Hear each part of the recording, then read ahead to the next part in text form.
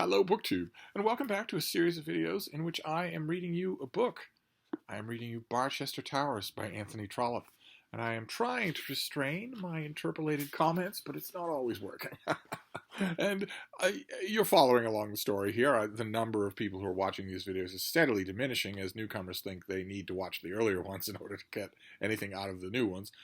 So you all probably know the story already here, which involves a power struggle for who will control the Diocese of Barchester, the new bishop and his wife and his interfering chaplain, Mr. Slope, or the archdeacon and his friends and all of their satellite people, including Mr. Harding, the saintly old man who was the warden of Hiram's Hospital in the book The Warden.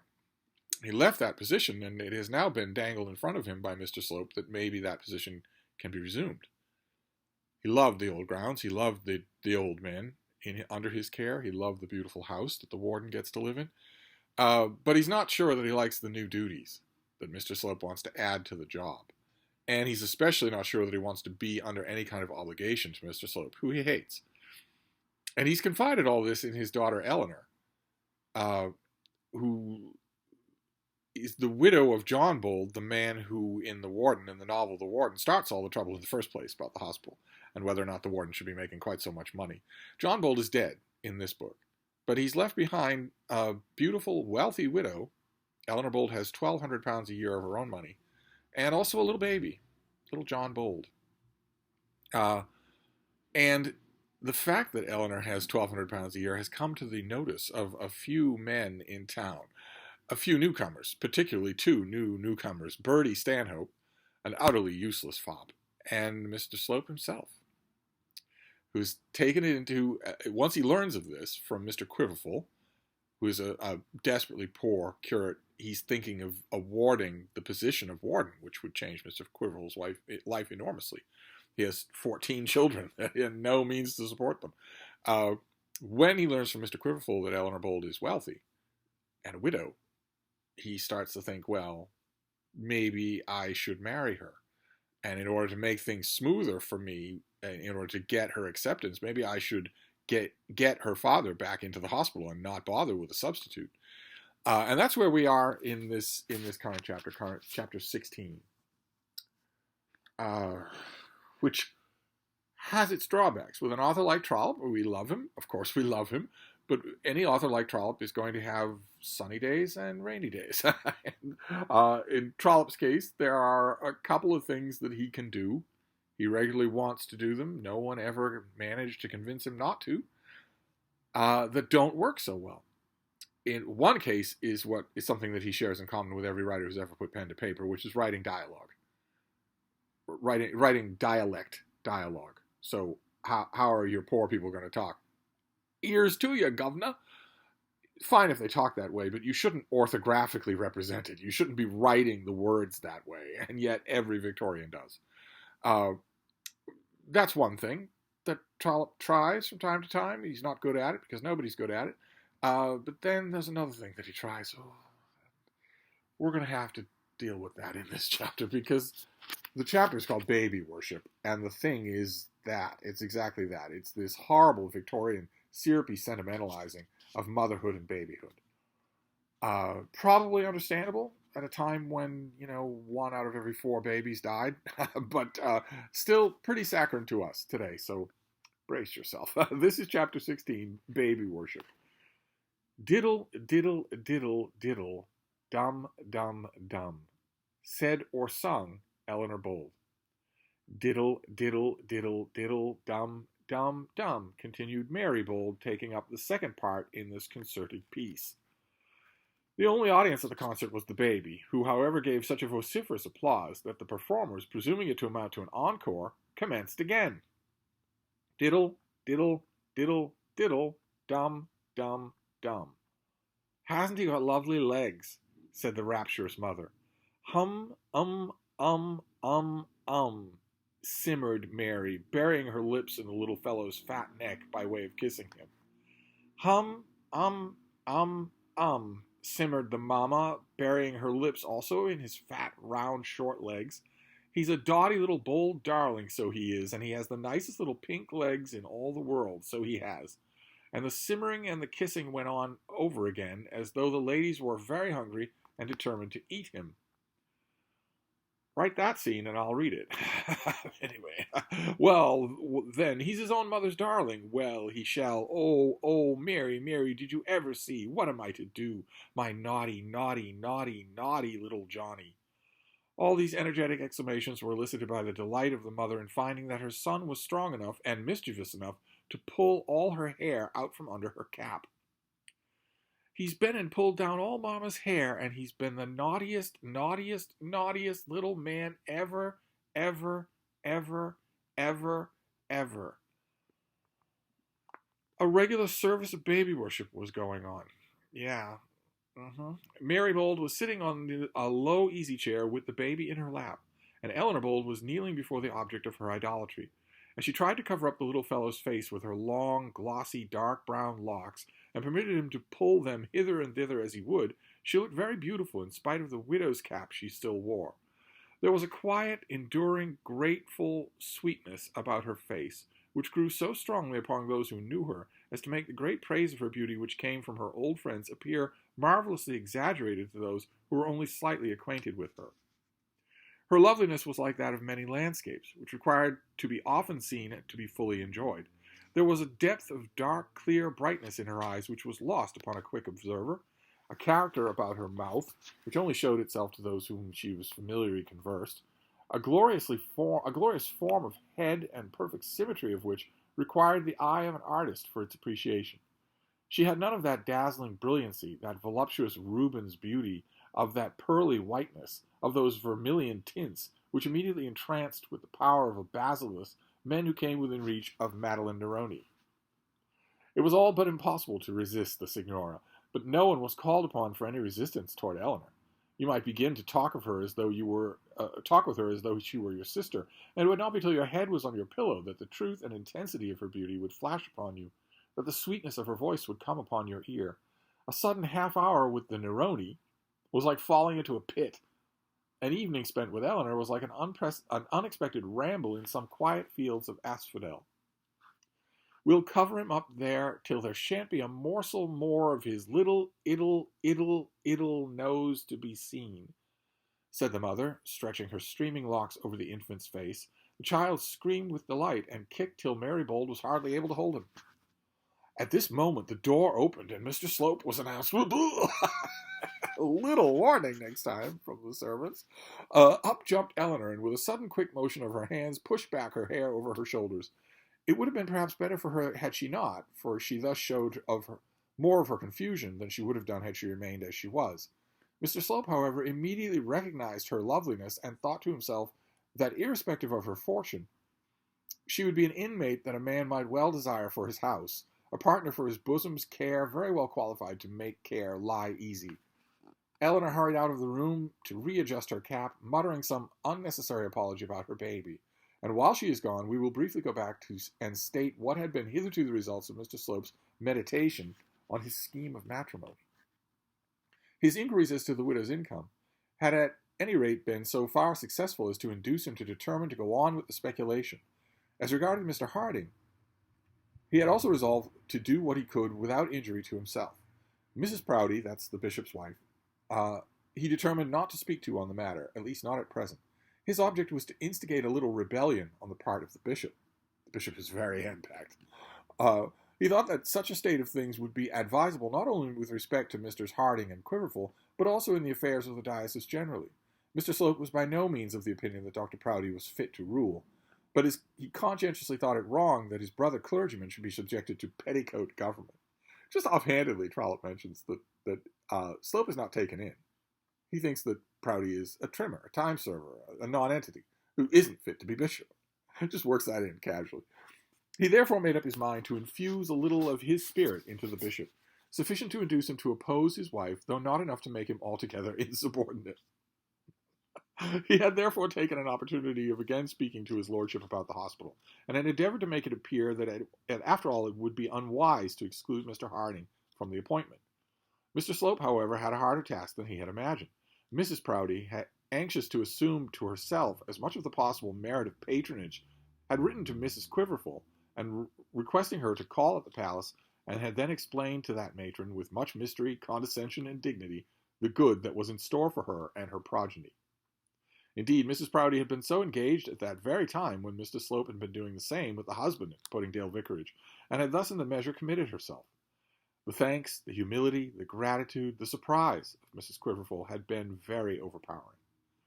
She had all but embraced the knees of her patroness, and had promised that the prayers of 14 unprovided babes, so Mrs. Quiverful had described her own family, the eldest of whom was a stout young woman of 23, should be put up to heaven morning and evening for the munificent friend whom God had sent to them. Such incense as this was not unpleasing to Mrs. Proudie, and she made the most of it. She offered her general assistance to the 14 unprovided babes if, as she had no doubt, she would find them worthy, expressed a hope that the eldest of them would be fit to undertake tuition in her Sabbath schools, and altogether made herself a very great lady in the estimation of Mrs. Quiverful.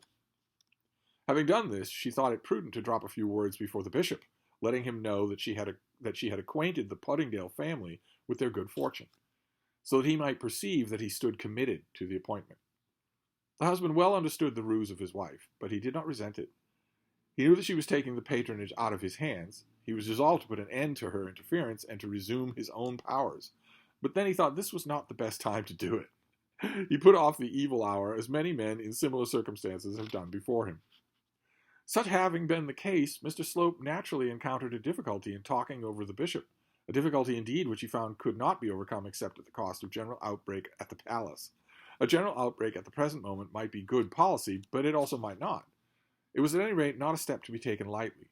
He began by whispering to the bishop that he feared that public opinion would be against him if Mr. Harding did not reappear at the hospital. The bishop answered with some warmth that Mr. Quiverful had been promised the appointment on Mr. Slope's advice. Not promised, said Mr. Slope. Yes, promised, replied the bishop, and Mrs. Proudie has seen Mrs. Quiverful on the subject. This was quite unexpected on the part of Mr. Slope, but his presence of mind did not fail him, and he turned the statement to his own account. Ah, my lord, we shall be in scrapes if the ladies interfere. This was too much in unison with my lord's feelings to be altogether unpalatable, and yet such an allusion to interference demanded a rebuke. My lord was somewhat astounded also, though not altogether made miserable, by finding that there was a point of difference between his wife and his chaplain. I don't know what you mean by interference, said the bishop mildly. When Mrs. Proudie heard that Mrs. Quiverful was to be appointed, it was not unnatural that she should wish to see Mrs. Quiverful about the schools. I really cannot say that I see any interference. I only speak, my lord, for your own comfort, said Slope, for your own comfort and the dignity of the diocese. I can have no other motive. As far as personal feelings go, Mrs. Proudie is the best friend I have. I must always remember that. But still, in my present condition, my first duty is to your lordship. I'm sure of that, Mr. Slope. I'm quite sure of that, said the bishop, mollified. And you really think that Mr. Harding should have the hospital? Upon my word, I'm inclined to think so. I am quite prepared to take upon myself the blame of first suggesting Mr. Quiverful's name, but since doing so, I have found that there is so strong a feeling in the diocese in favor of Mr. Harding that I think your lordship should give way. I hear also that Mr. Harding has modified his objections that he first felt to your lordship's propositions, and as to that which has passed between Mrs. Proudie and Mrs. Quiverful, the circumstance may be a little inconvenient, but I really do not think that should weigh in the matter of such moment. And thus the poor bishop was left in a dreadfully undecided state as to what he should do. His mind, however, slightly inclined itself to the appointment of Mr. Harding, seeing that by such a step he should have the assistance of Mr. Slope in opposing Mrs. Proudie. Such was the state of affairs at the palace when Mr. Slope called at Mrs. Bold's house and found her playing with her baby. When she ran out of the room, Mr. Slope began praising the weather to Mary Bold, then he praised the baby and kissed him, then he praised the mother, then he praised Miss Bold herself. Mrs. Bold, however, was not long before she came back. I have to apologize for calling at so very early an hour, began Mr. Slope, but I was really anxious to speak to you that I hope you and Miss Bold will excuse me. He called at an early hour, so he couldn't be refused. Eleanor muttered something in which the words certainly and of course and not early at all were just audible, and then apologized for her own appearance, declaring with a smile that her baby was becoming such a big boy that he was quite unmanageable. He's a great big naughty boy, said she to the child, and we must send him away to a great big rough romping school, where they have great big rods and do terrible things to naughty boys who do not want who don't do what their own mammas tell them. And she then commenced another course of kissing, being actuated thereto by the terrible idea of sending her child away, which her own imagination had depicted. She does this in front of strangers. And she's not alone. All you parents out there. She just turned into blobs. Anyway. And then and where the masters don't have such beautiful long hair to be disheveled, said Mr. Slope, taking up the joke and paying a compliment at the same time. Eleanor thought he might as well have left the compliment alone, but she said nothing and looked nothing, and being occupied as she was with the baby. Let me take him, said Mary. His clothes are nearly off his back with all his romping. And so saying, she left the room with the child. Miss Bold had heard Mr. Slope say that he had something pressing to say to Eleanor, and thinking that she might be a third wheel, took this opportunity of getting herself out of the room. Don't be long, Mary, said Eleanor, as Miss Bold shut the door. I wouldn't want you to be long either, leaving me alone with Mr. Slope. I am glad, Mrs. Bold, to have the opportunity of having 10 minutes of conversation with you alone, began Mr. Slope. Will you let me openly ask you a plain question? Certainly, she said. And am I sure you will give me a plain and open answer? Either that or none at all, said she, laughing. My question is this, Mrs. Bold. Is your father really anxious to go back to the hospital? Why do you ask me? She said. Why don't you ask him yourself? My dear Mrs. Bold, I'll tell you why. There are wheels within wheels, all of which I would explain to you, only I fear that there is not time. It is essentially necessary that I should have an answer to this question. Otherwise, I cannot know how to advance your father's wishes. And it is quite impossible that I should ask him myself. No one can esteem your father more than I do, but I doubt this feeling is reciprocal. And the narrator breaks in with, it certainly was not. And then we get, Mr. Slope continues, but Trollope couldn't wait him to the end of the paragraph to interpose himself. I must be candid with you as the only means of avoiding ultimate consequences, which may be most injurious to Mr. Harding. I fear there's a feeling, I will not even call it a prejudice, with regard to myself in Barchester, which is not in my favor. You remember my sermon. Oh, Mr. Slope, we need not go back to that, said Eleanor. For the moment, Mrs. Bold, it is not that I may talk of myself, but because it is so essential that you should understand how matters stand. That sermon may have been ill-judged. It was certainly misunderstood. But I will say nothing about that now, only this, that it did give rise to a feeling against myself which your father shares with others. It may be that he has proper cause, but the result is that he is not inclined to meet me on friendly terms. I put it to yourself whether or not you know this to be the case. Eleanor made no answer, and Mr. Slope, in the eagerness of his address, edged his chair a little nearer to the widow's seat, unperceived by her. Such being so, continued Mr. Slope, I cannot ask him this question as I can ask it of you. In spite of my delinquencies, such as I came to Barchester, you have allowed me to regard you as a friend. Eleanor made a little motion of her head, which was hardly confirmatory, but Mr. Slope, if he noticed it, did not appear to do so. To you I can speak openly and explain the feelings of my heart. This your father would not allow. Unfortunately, the bishop has thought it right that this matter of the hospital should pass through my hands. There have been so many details to get up with which he has not troubled himself, and thus it has come to pass that I was forced to have an interview with your father on the matter. I am aware of that, said Eleanor. Of course, said he, in that interview Mr. Harding left the impression in my mind that he did not wish to return to the hospital. How could that be, said Eleanor, at last stirred up to forget the cold propriety of demeanor which she had determined to maintain. My dear Mrs. Bold, I give you my word that such was the case. But he's lying. It's a bald-faced lie, said he again getting a little nearer to her. And what is more than that, before my interview with Mr. Harding, certain persons at the palace, I do not mean the bishop, had told me that such was the fact. I own I hardly believed it. I own I thought your father would wish on every account, for conscience sake, for the sake of the old men, for old association, and the memory of dear days long gone by, on every account I thought he would wish to resume his duty. But I was told that such was not his wish, and he certainly left me with the impression that I had been told the truth. Well, said Eleanor, now sufficiently roused on the matter. I hear Miss Bold's step, said Mr. Slope, and would it be asking too great a favor to beg you to... I know you can manage anything with Miss Bold. Eleanor did not like the word manage, but still she went out and asked Mary to leave them alone for another quarter of an hour. Thank you, Miss Bold. I am so very grateful for this confidence. Well, I left your father with this impression. Indeed, I may say that he made me understand that he declined the appointment. Not the appointment, said Eleanor. I am sure he did not decline the appointment.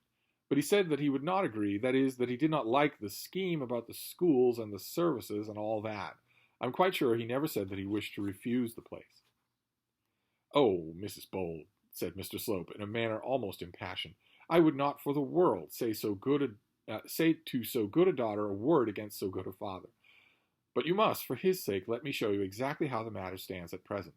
Mr. Harding was a little flurried when I told him of the bishop's wishes about the school. I did so, perhaps, with less caution because you yourself had so perfectly agreed with me on the subject. He was a little put out and spoke warmly. Tell the bishop, said he, that I quite disagree with him and shall not return to the hospital as such conditions are attached to it. A direct quote. What he said was to that effect.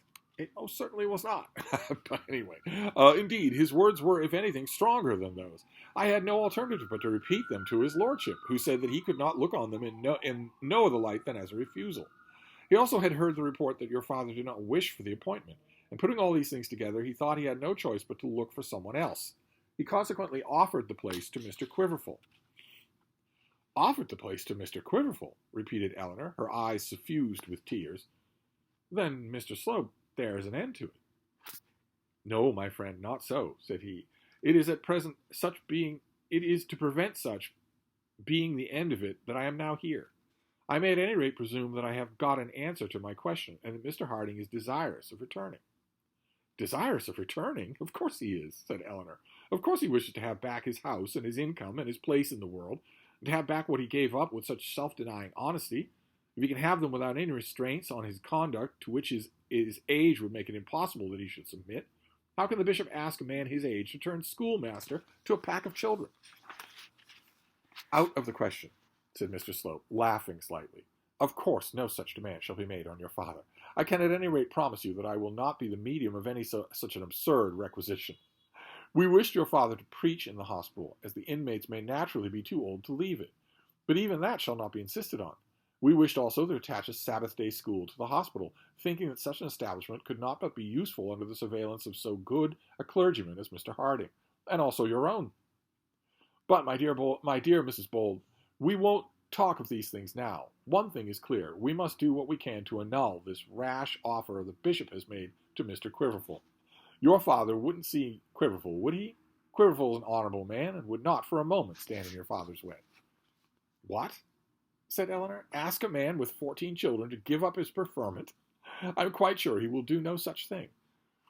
I suppose not, said Slope, and he again drew nearer to Mrs. Bold, so that now they were very close to each other. Eleanor did not think much about it, but instinctively moved away a little. How greatly would she have increased the distance could she have guessed what had been said about her at Plumstead? I suppose not, but it is out of the question that Quiverful should supersede your father, quite out of the question. The bishop has been too rash. An idea occurs to me which may, perhaps, with God's blessing, put us right. My dear Mrs. Bold, would you object to seeing the bishop yourself?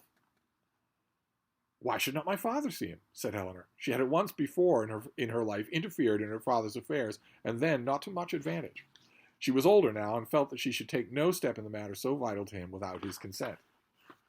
Why, to tell the truth, said Mr. Slope, with a look of sorrow, as though he greatly bewailed the want of charity in his patron, the bishop fancies that he was the cause of anger against your father, that he has cause of anger against your father. I fear an interview would lead to further ill will. Why, said Eleanor, my father's the mildest, gentlest man living. I only know, said Slope, that he has the best of daughters. So you would not see the bishop? As to getting an interview, I could manage that for you without the slightest annoyance to yourself. I could do nothing, Mr. Slope, without consulting my father. Ah, said he, that would be useless. You would then only be your father's messenger. Does anything occur to yourself? Something must be done. Your father shall not be ruined by so ridiculous a misunderstanding. Eleanor said that nothing occurred to her, but that it was very hard, and the tears came to her eyes and rolled down her cheeks. Mr. Slope would have given much to have had the privilege of drying them, but he had tact enough to know that he had still a great deal to do before he could even hope for any such privilege with Mrs. Bold. It cuts me to the heart to see you so grieved, said he, but pray let me assure you that your father's interests shall not be sacrificed if it be possible for me to protect them. I will tell the bishop openly what are the facts. I will explain to him that he has hardly the right to appoint any other man than your father, and will show him that if he does so, he will be guilty of a great injustice. And you, Mrs. Bold, you will have the charity at any rate to believe this of me, that I am truly anxious for your father's welfare, for his and for your own. The widow hardly knew what answer to make. She was quite aware that her father would not at all be thankful to Mr. Slope. She had a strong wish to share her father's feelings, yet she could not but acknowledge that Mr. Slope was very kind. Her father, who was so generally so charitable to all men, who spoke so seldom ill of anyone, had warned her against Mr. Slope, and yet she did not know how to abstain from thanking him. What interest could he have in the matter but that which he professed? Nevertheless, there was in his manner which even she distrusted. She felt, she did not know why, that there was something about him on which ought to put her on her guard. Mr. Slope read all this in her hesitating manner just as plainly as though she had opened her heart to him. It was the talent of the man that he could so read the inward feelings of women with whom he conversed. He knew that Eleanor was doubting him, and that if she thanked him, she would only do so because she could not help it. But yet this did not make him angry or even annoy him. Rome was not built in a day. I did not come for thanks, continued he, seeing her hesitation, and I do not want them, at any rate before they are merited. But this I do want, Mrs. Bold, that I may make to myself friends in this fold to which it please God to call me as one of his humble shepherds. If I cannot do so, my task here must indeed be a sad one. I will be at any rate endeavor to deserve them. I am sure, said she, you will make plenty of friends. She felt herself obliged to say something. That will be nothing unless they are such as will sympathize with my feelings, unless they are such as I can reverence and admire and love. If the best and purest turn away from me, I cannot bring myself to be satisfied with the friendship of the less estimable. In such case, I must live alone. Oh, I'm sure you will not do that, Mr. Slope. Eleanor meant nothing, but it suited him to appear to think some special allusion had been intended. Indeed, Mrs. Bold, I shall live alone, quite alone, as far as the heart is concerned, if those with whom I yearn to ally myself turn away from me. But enough of this. I have called you my friend, and I hope you will not contradict me. I trust the time may come when I will also call your father so.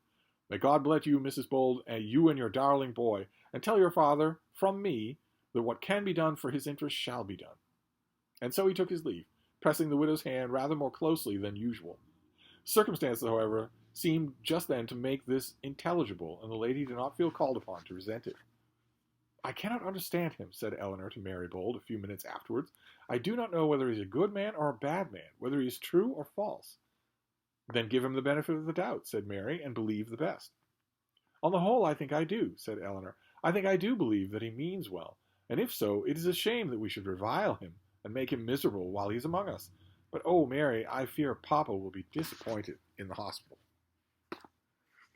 That is chapter 16, which, if we blot from our minds, for our own mental health's sake, all the baby talk, then the chapter boils down to a talk between Mr. Slope and Eleanor Bold. Slope has an idea of a way to get around the bishop, a way to soften the bishop's lingering resentment, to putting Mr. Harding in there over the wishes of the bishop's wife, and that is to have Eleanor Bold talk to the bishop herself. Now, Eleanor refuses at first, but you have to wonder when you're reading this chapter, what would Mr. Slope want that interview to be like? What would he want her to say? Would she want her to plead for her father's poverty? It's not really clear. We'll just have to keep going. We'll have to keep reading. No mention here of the Stanhopes. No mention here of Mr. Arabin. No mention here of any of this. Was just a very intimate chapter. So we'll stop there for now. We'll move on with the next chapter next time. And I will see you then. Thank you, BookTube.